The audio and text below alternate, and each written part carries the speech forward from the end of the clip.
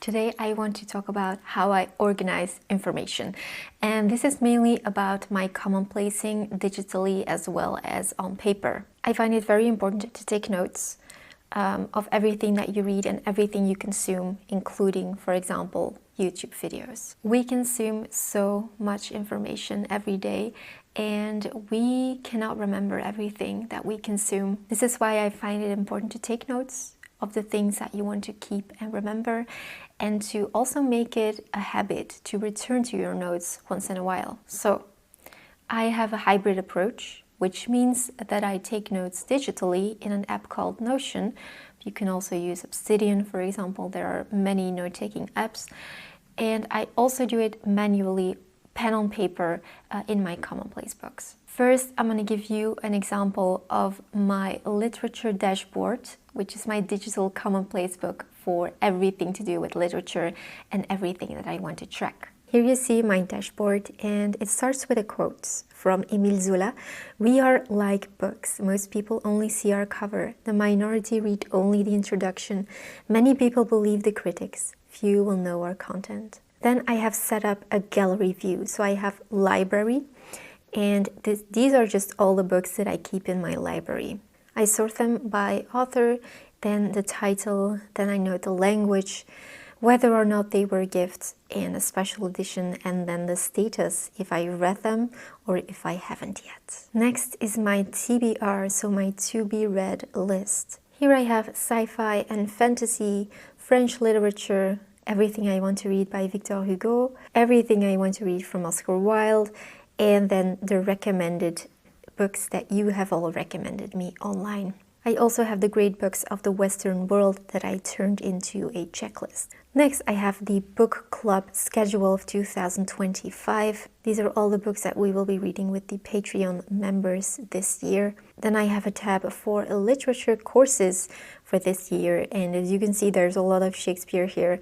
And I also note whether or not I have taken them, started them, and so on. And then I have a checklist of read works by the year. This is 2024, and then of course I have 2025. On the bottom I have book reviews. So if I click on one of these titles, I will immediately see the notes that I have taken on this book. Then I have book quotes. I also have this in physical form because this is a book that I often open up just to read my favorite quotes. I love doing that. So it's actually just a digital copy. I have a page for classic authors' lives. So everything I learn about certain authors will be gathered here. And so yeah, that is my literature dashboard. As for my physical commonplace books, I keep a commonplace book for every topic that I want to learn about, because this way it feels more organized. So what I would recommend before you start commonplacing is to make a list of the topics that you are highly interested in, that you want to learn about, and then get yourself some notebooks. I leave the first pages open, unwritten, because I like to keep them for the creation of an index. Turns out that I had been commonplacing my entire life without even knowing what I was doing, but I was keeping everything in one journal, and it can be challenging to find things when you need them, which is why you might want to try commonplacing digitally.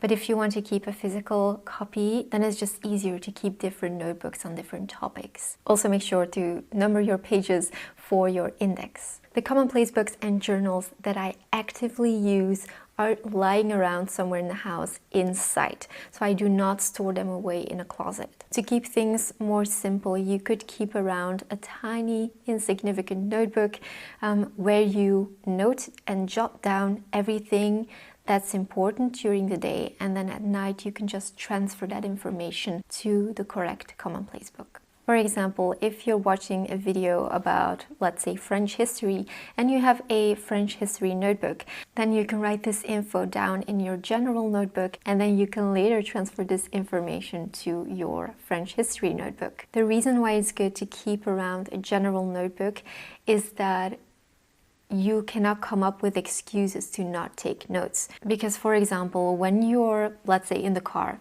and you're hearing something, you jot it down on a parking lot into your general notebook, and then later you can just transfer it to the right notebook. This technique will really help you to write things down more often. Now, how to keep your reading and commonplacing organized. When I read a book, I use colored tabs and I sometimes annotate on the page. Now, when I finish a book, I don't just put it back on my shelf. I take my commonplace book and I make notes. I work my way through the pages of the book again. I find the sections that I marked and I write my notes and then remove the tab. After you have finished the book, give yourself the time to sit down with this book and go over all the information that you marked. Write down your favorite quotes. Make sure that you jot down everything that you want to keep. Then you go over your notes and you add additional thoughts. Your commonplace book is a book that must breathe. It must live. You can even leave space or leave blank pages to add notes later on. Adding pictures and art and photographs can also help you find things more easily. And it of course makes it so much more wonderful to flip through the pages again after a while. Also, after you finish a novel, ask yourself questions. How can I apply this to my life or my thinking? Do I see parallels between this work and other works I've read? How does this book challenge my worldview? These are just a few questions that you can journal about when you have finished the book. I hope this was helpful. I have way more videos about commonplacing on my channel, so if you're interested, make sure to check them out, and I hope to see you next week.